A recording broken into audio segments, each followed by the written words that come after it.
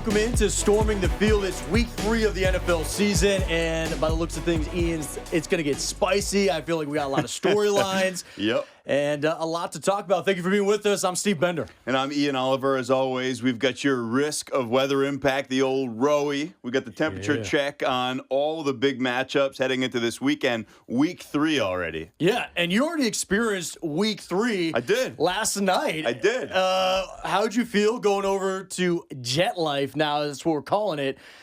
I mean, they had to play in Giant Stadium for so many years. I guess it's only fair to call it Jet Life for a couple. But yeah, I made the trip on the old New Jersey Transit. You know me, blood's thicker than water. I had my Patriots gear on. It was a tough night out at It could have gone better, to be honest. Yeah, I mean, for the Pats, it was a tough one. We're going to get into that because our guest has a lot of love for the Patriots. But for you, the dynamics. I mean, like you had said, for the Jets, it's been so long since they've had this. They were really hyped last year. What was the atmosphere like The place there? was rocking. Nice. Rodgers looked really good. He looked sharp. Last time I was there, I wanted to see Brady one last time. It was Brady as a Buck, and he stuffed the Jets in a locker one last time with a game-winning touchdown pass. It was the game when AB just ripped his shirt off and dipped out in the middle of the game. It was a weird one. But last night, they got one back on us. People were just yelling letters at me all night. It was either JETS or GFY. Nice. That's all I heard through the whole evening. And the best part is public transit up here. It means you're stuck with all the Jet fans rowdy for a long time. It's all part of the experience. I tell you what, you said the house was rocking. Our guests got the house rocking plenty of times. We got some reinforcements. The closer, they call him. Yeah, that's right, Ian. Not 1, not 2, but 3 Super Bowls. He is a champion. I love and he's also a safety. He lays the wood out there. He's a ball hawk. I love it. Yeah, I loved every single one of those Super Bowls. He got the nickname the closer for being a master at creating the late game pick, the interception that very often sealed the fate of opponents on the field. It's none other than Duron, the closer, Harmon. Duron, thanks for being with us here on Storming the Field. Hey, thank you guys for having me. It's truly a pleasure to be here today. Hey, Duron, when we think about your legacy, right, you've been playing ball, you're a free agent right now, but, I mean, you grew up in Delaware, right? You went to college in Rutgers. You got a lot of experience up here. And then even farther north, up into New England, into Foxborough. We got to get started. We got to ask you, what is your favorite bad weather game? And then me, the Pats fan, I have to know, what is your favorite game overall, and why is it the 28-3 Super Bowl? Don't bring it up. Sure. So I would say my favorite bad weather game was probably my rookie year. We played Denver Sunday night. They were cooking at the time. They ended up going to the Super Bowl that year. But, you got Peyton Manning. Yep. Oh, wow. Demarius Thomas. You got Eric Decker was out there, Wes Welker. They were loaded, They were loaded on offense. No Sean Moreno. And I think that's the famous clip of the single tear that drops out of No Sean Moreno. Exactly. Yeah. So, I mean, we're warming up for the game. And I'll never forget, it was supposed to be like negative. It felt like negative, like 5 or something like that. Chills all crazy. And this was my second start. The actual safety, Steve Gregory, who would start, was down with an injury. So, Sunday night football, Monday it's big night, time, yeah. Yeah, I was excited. And I can't remember the exact score, but we were getting whooped at halftime. I think it might have been like 24-0 or something along those lines. But, the one thing that I always appreciated about being in New England, we practice in the element. Yep. Yeah. So we knew if we just got back to doing what we needed to do, we could come back and, win the game. And that's what happened. We had some weather to where, we went back and forth. We ended up tying the game. We ended up going in overtime. Let's go. Wes Welker fumbled a punt. It went through because, you're dealing with the weather. Yep. The ball is, we had a left footed punter, so the ball is spinning differently than what everybody is. And it used probably felt like a rock, right? If it was 5 below. I can only imagine. I'm glad that I wasn't back there. But he drops it, and then we get on the ball and we kick a field goal in overtime. And that was the first time where I was a part of one of these crazy New England type, down 14. So it didn't take long then, right? You said it was your second game? It did not take long at all. But, you realize what Bill Belichick did to that place as far as putting a sense of confidence of knowing that the game is 60 minutes long. And no matter what, as long as we just, keep going, keep fighting, keep trying to make it our way, eventually, you'll push through. And when you do that, good things like that happen when we beat the Denver Broncos that evening. I suppose that's like a practice like you play type mentality too, right? Because you were always in Foxborough dealing with not the best weather for probably half the season. Oh, without a doubt. And that's one thing that we always harped on, especially when it came to the playoffs. We wanted to do the best that we could in the regular season to lock up one of those top 2 seeds to make sure that people had to come through New England. Because, that is an advantage.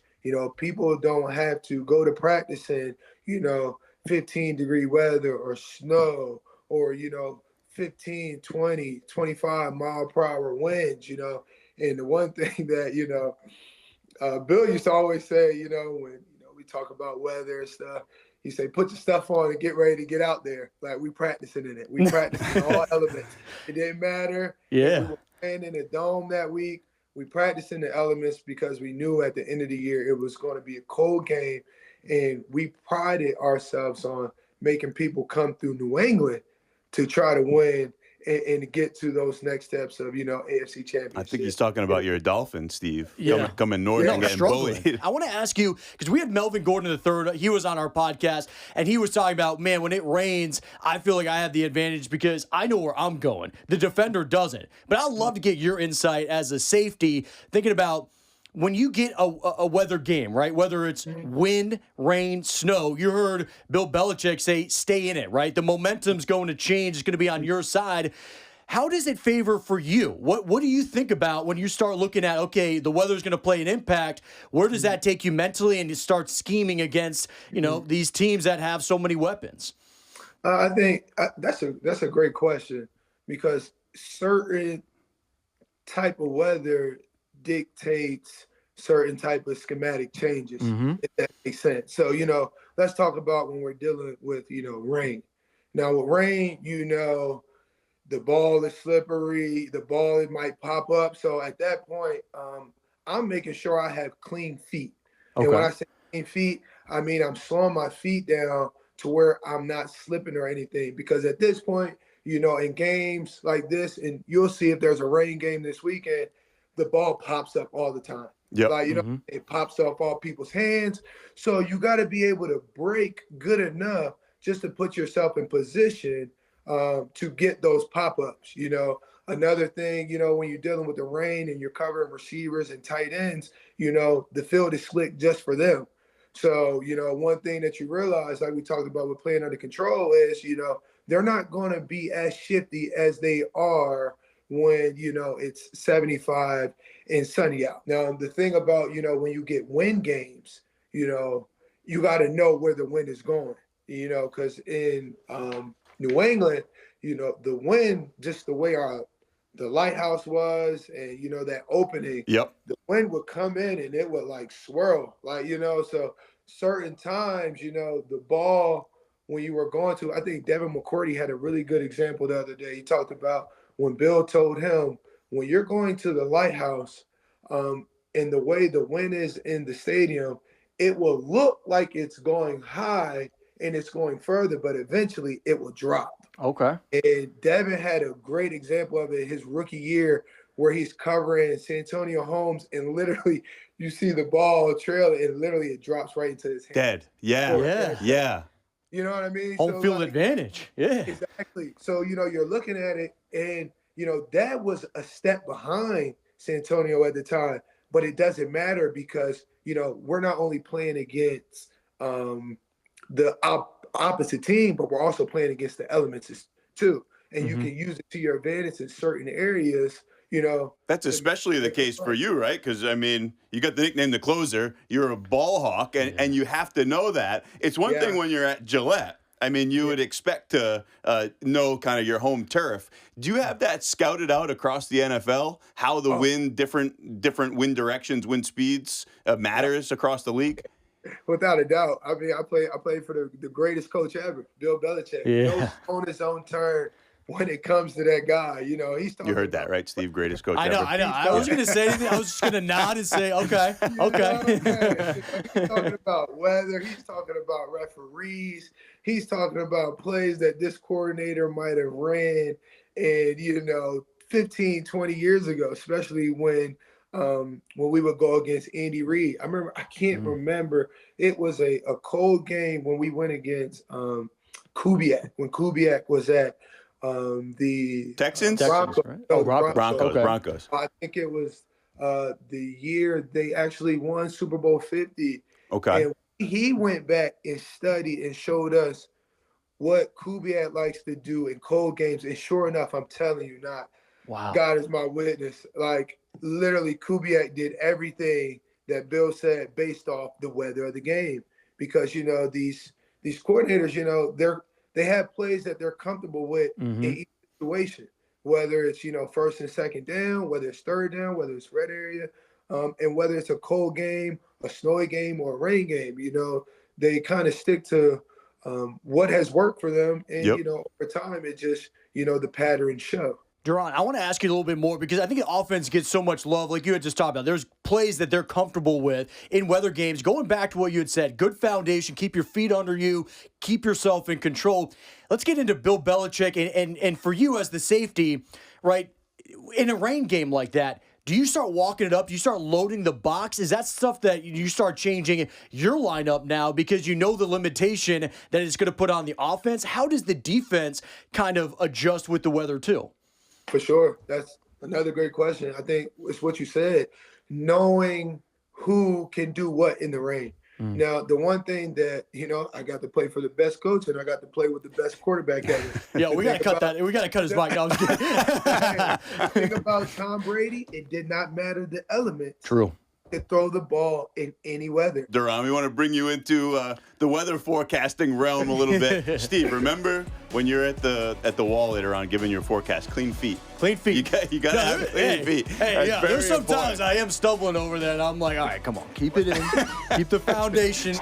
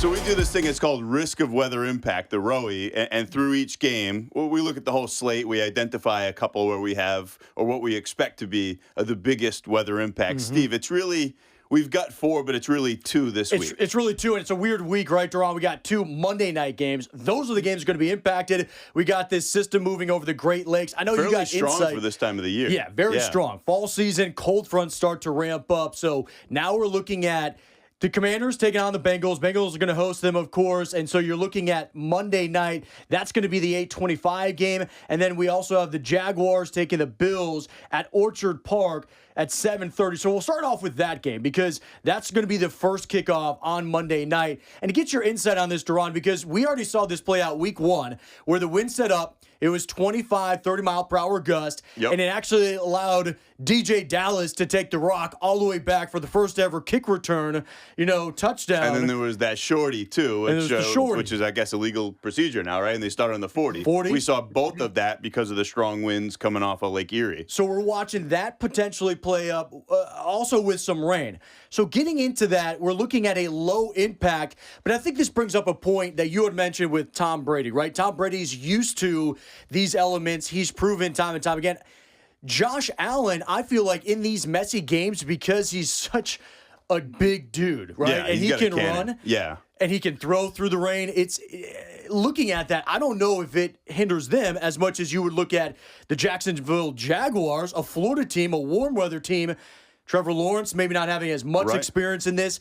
Their type of impact. Who he grew up rooting for, Josh Allen. He probably had a Duron Harmon jersey. Okay. The Pats guy. Yeah. Right. That's why he can play in this. Okay.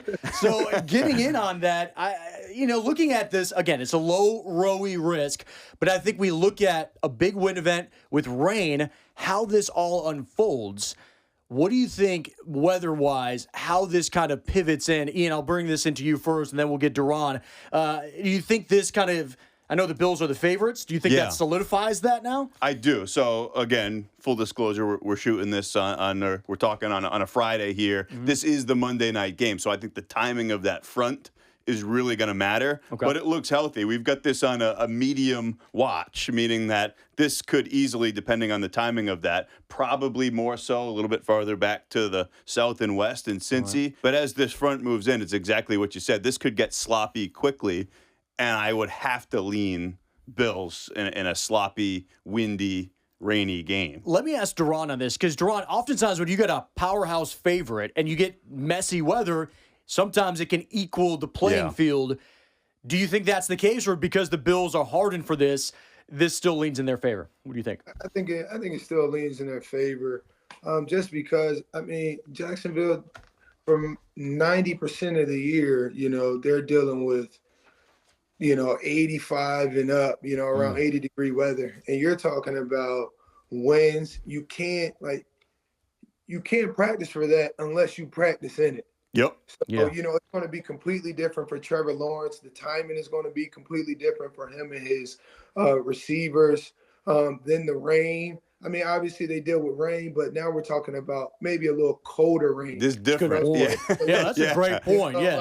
It's not the tropical storms where it's warm, rain in Florida. So I'm with Ian. I think this definitely favors in, the Bills' fortune, just because, they deal with this weather. I'll never forget when, they played New England. I think it was between them and Matt Jones. That might have been 2021. And I think Josh Allen still threw the ball. I think the weather was in the negatives, and he still threw the ball over 25 times. So the other Monday night, Commanders-Bengals. This one is more likely to be impacted, but I kind of feel like there's going to be less impact on the game because Joe Shiesty, Joey Burr, he can throw. And then you get Jaden Daniels. He's looked probably the best of any of the rookie quarterbacks, and he can probably just take off if things get a little sloppy. I'm wondering, though, this is in Cincinnati, where they 1-1. I feel like they got back on track after the Patriots gave them a little surprise in week 1. It feels like they need this game. They need it. I think they're going to come in hungry. I genuinely think this actually levels the playing field a little bit more because of what you said. Jaden Daniels, he's got some wheels. So I think that is a good threat for them. Joey Burrow, I mean, the right wrist still is something that I'm worried about because gripping a ball when it's wet, you got to put a little extra pressure, right? The pressure points, it's going to put a little more of a strain on that. I don't know. I feel like because Joe Mixon's not there either, they're a different running back for the Bengals. I feel like this is going to be a closer game. I don't know if there's as much of an onus or emphasis, but Giants and the Browns, that's going to be another one. I think they have such an early kickoff in that they won't be impacted by that same type of system. But something to watch is they do have a new kicker for the Giants, Greg Joseph, third team already for 2024. That's a rough go of it. Let's close out the row. Just to close out the row, you get the Packers traveling down to the Music City. That's a hot game. 1 o'clock kickoff, 92 degrees, partly cloudy. Jordan Love might make a comeback for that, which is crazy after Malik handled business. Yeah, a lot of talk against what Malik could do because he only showed up, 3 weeks before. He did well. He did well. And that injury looked ugly, so it's great to see that. Then you get the Chargers in Pitt. The 2-0 Pittsburgh Steelers, you might recall in the preseason I said over 8.5 wins for them. Mike Tomlin never had a losing season, and it seems like he's engineering another little something there. Pittsburgh, mid-80s. That game's earlier on Sunday, so they're waiting on that cold front. Yeah. It's still warm, no trouble with that. And then the Dolphins are in the Pac Northwest to play Seattle, who jobbed the Patriots last weekend. That call in overtime was tough. It was a good game though. We got a segment called Bringing the Heat. And really we talk about the hot topics of each and every week we see in the NFL. But I want to get your take because again, we had Melvin Gordon on our very first ever episode and we talked about our offensive look. Yeah, our offense. Now we got to get the defensive look and insight from you on this new kickoff rule because he had said, you know what? I think they're going to start putting more running backs to return those kicks because it's basically moving up the line of scrimmage. You're not running a full 50-something yards. What do you think from defensive-wise? Does that mean you start loading it up with maybe some DN, some of the bigger guys where you were worried about, hey, they couldn't make it down the field? They're already there. What do you think? Yeah, what he said was after the catch is made, it kind of presents like a running play at that point. Yeah. I think the only thing that's tough about that is there's still a lot of space on the field, and we don't really want to put, DNs and, defensive tackles or defensive linemen in a lot of space to tackle, some of the most dynamic ball carriers in the NFL. The San Fran is putting Debo back there. Right, true. Like we talked about it, more people are talking about putting, their running backs back there because, all you got to do is, and I say all, but it's still hard because you're dealing with opposition. But, you just got to get a crease. You got everybody on the same line. You just need to create a little crease, a little diversion to where your running back maybe starts one way, hits it up, and then the only person back there is a kicker. I know the Chiefs were talking about maybe having Jordan or Justin Reed kick. And I don't know if he's doing that now, but, that's some steps that, I think teams are going to have to start looking at because you're going to need more defenders. You're going to need, at that kicker spot, you're going to need, a safety, especially if more people are, That's interesting. Right. All out. All right, Duron, what's your leg like? You think you get out there and you think you can, whack one out there about 50, 60 yards? I got no shot. No. Before we get out of here, we got to get our picks for the week quickly. What do we got? You want to go Bender's best bets? Yeah, we're forecasting fortune right now. We're going to get into our best bets. Mine, I took it easy, right? This is kind of dipping your toe into the betting world. I'm going with the Raiders over the Panthers. No shocker there. I know a lot of people are excited. Andy Dalton, right? And even the books talking about sometimes when you get a new quarterback, they favor that. But I just think Gardner Minshew, out of everybody, the Raiders have looked pretty decent so far. Yeah. So I'm going with that. 49ers over the Rams. I feel like the 49ers are going to have a bounce-back game. Rams dealing with a lot of injuries. And then the Browns over the Giants. I think the Browns need it. I think there's a lot of talk up there. The Jameis Winston conversation. But I just think the Giants have been floundering. And with the Browns' defense have always been there. Myles Garrett, I don't think you stop him. I think the Browns are locked in. Duron, in final, I noticed that you're a pops of 4. I'm a new father myself.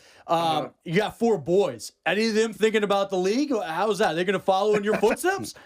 Hey, I'm just trying to get them to clean their room. Yeah, you got a different definition of clean feet for those boys, I bet. For now, what I mean? Like, hey, once we can get there, then we'll worry about the other. But I do have 2 of my boys have football games this Saturday. Nice. That's awesome. They enjoy. I will say this: they enjoy playing football. And it's a joy watching them play too. I think there's more Super Bowls in the Harmon family future. Man, it's been awesome to chat with you today, Duron. Thanks for being here with us.